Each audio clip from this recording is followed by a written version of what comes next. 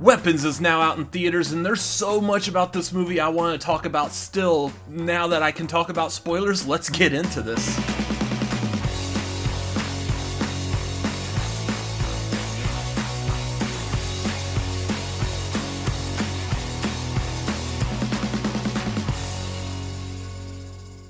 Welcome back to the Cinefanatics. My name is Robert Adams. Today I'm going to talk about some of the spoilers for Zach Cregger's Weapons. This movie just came out this weekend, so if you had a chance to see it, let me know your thoughts, feelings, and opinions down below. Do you agree with some of these things I'm talking about?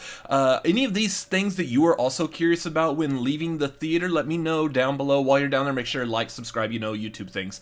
Right off the bat, Again, this is going to be spoilers. I am going to talk about spoilers. If you haven't seen this movie yet and you don't want to hear spoilers, time to click off this video in 3, 2, 1. Alright, so spoiler talk now. I like how this was filmed. It is very reminiscent of Barbarian. In that Barbarian, you had essentially the original plot that we knew of the two people checking into the same Airbnb, and then we watched that unfurl for about 20-30 minutes, and then it adds in that whole mysterious basement dungeon thing. The mother, Keith gets killed by the mother, and what's going on. Oh, nope. Now we're shifting to Justin Long driving down the Pacific Coast Highway or whatever, finding out that he's being accused of raping a co-star from a TV show. Like, the fact that we just, shifted straight into something completely different with no connection, no transition, no establishing shots. I mean, other than, the establishing shot of the car driving down the Pacific Coast Highway, there was nothing to indicate, hey, that whole thing that we just watched, forget about that. We're going to shift over here. So I love that about Barbarian, because it did it there, and then also did it with the flashback to the dude that lived in that house, yada, yada, yada. We get something similar in Weapons, that we start off with, the narration, which I'll get back to here in a bit, and then we're like, okay, here is Justine. Here's the character of Justine and what she deals with, and then we switch over to Archer and what he is dealing with and whatnot. And it just moves from each one, and I'm loving that. And a lot of times we're getting a lot of overlap on the story, but we're seeing it from the other person's perspective. And that gets really interesting, especially when you get into the situation where Archer is revealed to have been the person to write the word witch on Justine's vehicle, but then he starts questioning that, maybe she isn't the cause of this. And then he starts seeing, was it Benedict Wong, Andrew, the principal? We see him all freaked out and attacking Justine at the gas station. Then he becomes protective of Justine, or he's trying to help her. Something else is going on here. Seeing all of that shift within the course of was it 2 different stories that intertwined with what was happening at that gas station. I love seeing that, the way that all played out, because it was, for the most part, as far as I could tell, seamless. It worked very well. So I love how that was shot and told. Getting into the kills of this, some of the stuff that they did in this movie was awesome, and I'm like, I can't believe we haven't seen stuff like that before. The family members stabbing themselves in the face with forks out of nowhere, it was so weird, so brutal. Whole theater was oohing and awing at that, and just, I'm sitting there yeah, they've definitely got tetanus. We see them, the parents at the end, and they've got holes on their faces. I think they try to pass off the father as if he's just been sick or whatever, so that's why he can't come to the principal's meeting or anything like that. But yeah, they've got just these weird brutal holes all over their face for the rest of the movie. I was like, damn, that is oof. That was rough. Not as rough as the veggie peeler. This was the one I said in the spoiler-free review. This was the one that got the entire theater to cringe. Probably the thing I love most about this is it reminded me of Evil Dead Rise. That shot with the cheese grater just rubbing down the leg, and how everyone was cringing at that. The problem, though, is that was shown to us in the trailer. Or at least we saw that, a cheese grater was about to be used, and it got slammed onto, the person's leg, and then it cut off in the trailer. We didn't see it actually do anything. In the movie, of course we do. This wasn't teased at all in the trailer. Like, I don't remember seeing anything about a veggie peeler or what it could be used for in any of the trailers. So I like that this came like out of nowhere and completely surprised us. By the way, Hollywood Studios, that's what you want to do. Don't put good stuff like that in the trailer. Shock your audience when we're watching the movie. We love it more. So, says every person that was disappointed that the best jump scare from the first Smile movie was in the trailer. And then, of course, the cheese grater. But yeah, just watching Alden Ehrenreich's like peeling away his cheek and whatnot, his sideburns with a veggie peeler is just, oh man, that was wild and brutal. Just, whew. And then the other thing, of course, obviously, is going to be Gladys's kill. When the kids go to kill Gladys, very, very reminiscent. First thing I thought of as they're like ripping her apart is like, choke on it. And I'm thinking of Captain Rhodes from Day of the Dead, the original Day of the Dead from George Romero, when all the zombies are just ripping him apart. Is very reminiscent of that. And I love a good brutal kill like that as well. So that was so good. The whole thing leading up to that, though, the kids chasing Gladys, and you've got Archer like chasing after the kids and whatnot. So they're all running through yards. I don't know if anyone else think of Ferris Bueller running through the backyards trying to quickly get home before Rooney gets to his house before him, or his parents get to his house before him. No, don't get up. Hey, it smells delicious. Dinner's ready. What?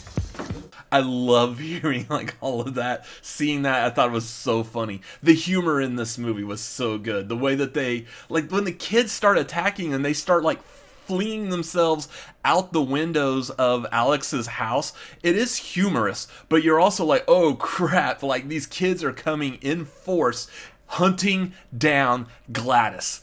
And it's just, I loved it.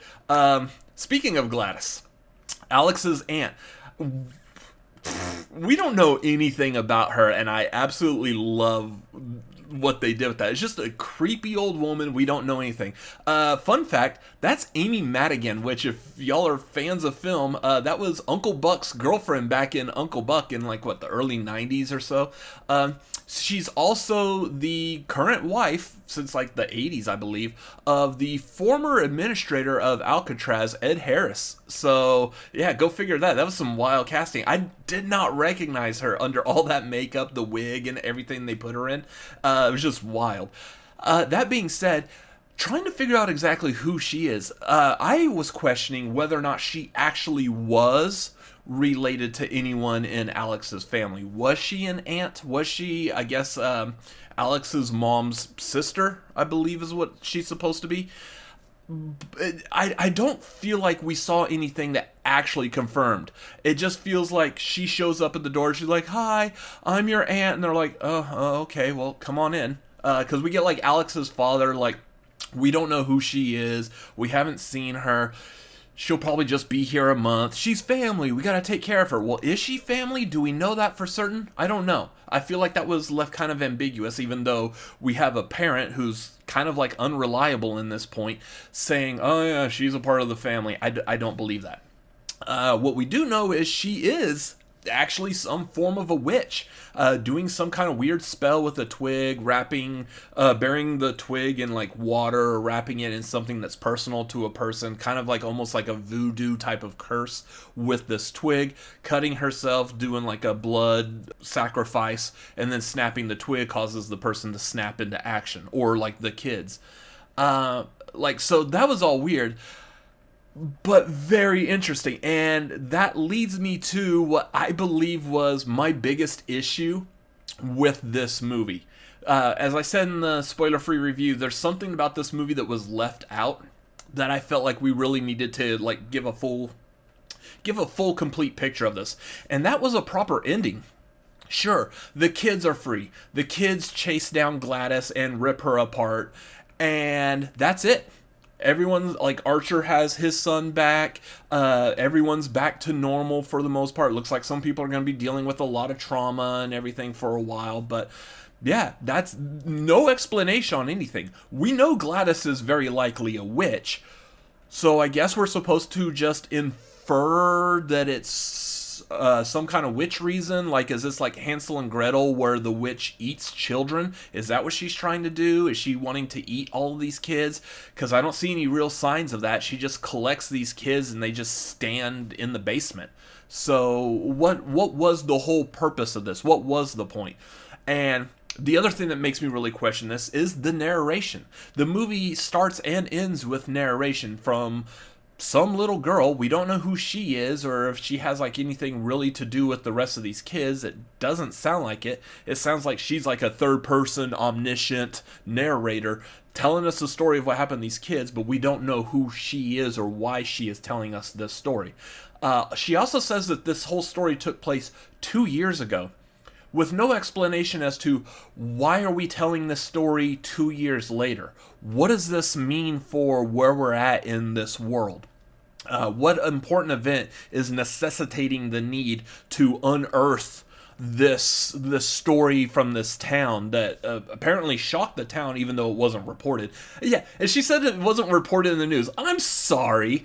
Those kids chased Gladys down. First of all, these kids were missing for what feels like months, I believe they said. Like, definitely a couple of months or so. And now we find all these kids all of a sudden burst out of this house, chase down Gladys, and rip her apart in a front lawn, and none of this made it to the news? What? That's absurd. I mean, I find out on the news of someone in my neighborhood shooting off fireworks, so it's kind of bewildering to me. But yeah, why is this story being told? Who is this narrator? I have so many questions about this. If you're watching the movie and you're watching it knowing everything is just self-contained too within the confines of the movie, then sure, it's an okay movie, but I'm always the type of person that wants to know the why. Why is this happening? Why are we telling people to do this? Why are we not broadcasting this on the news? Why is this little girl involved? What all is actually happening? And sometimes we don't get to know the whys. It's just like in life. You ask why, and for some reason, people never tell you anything. Thanks, Mom and Dad. Anyways, and then the other thing, like Justin Long popping up in that cameo in this movie was so funny. Just out of nowhere, just one off. Like, there's Justin Long. All right, cool. Moving on. Anyways, that's my thoughts over this movie and all like the spoiler stuff in it. Man, this movie was a lot of fun. I can't wait to watch it again just so I could pick up on more things, especially like how this movie layered in clues to where it's going. Like I think the first time we actually see Gladys is in a jump scare where I guess it's Archer looking at his kid asleep, and then at one point the light turns on and it's Gladys's face. I know we do see Gladys like out in the woods or so from who's the drug addict junkie kid? Is he even in here? Anthony. That we get to see. Like when we also get to see Gladys pop up while Anthony is running away from Paul. We see her like in the forest, like in the woods. She's just standing there with the bright red Ronald McDonald hair, just grinning like an idiot. And like all of this stuff just like subtly layered in. It's weird because we see her in that, and then all of a sudden she's a full-fledged character that was supposed to like start understanding and having like an emotional response to, instead of her just being this weird creepy thing that we see smiling and looking at people every once in a while.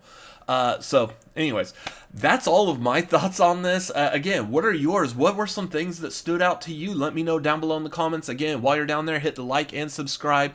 Make sure you follow us on social media. We are at The Cinefanatics on Twitter, Instagram, and TikTok. You can follow me personally at RCA Reacts on Twitter, Instagram, TikTok, Letterboxd, also youtube.com/@RCA Reacts. Thank you for watching this video. We will catch you on the next one. Bye-bye.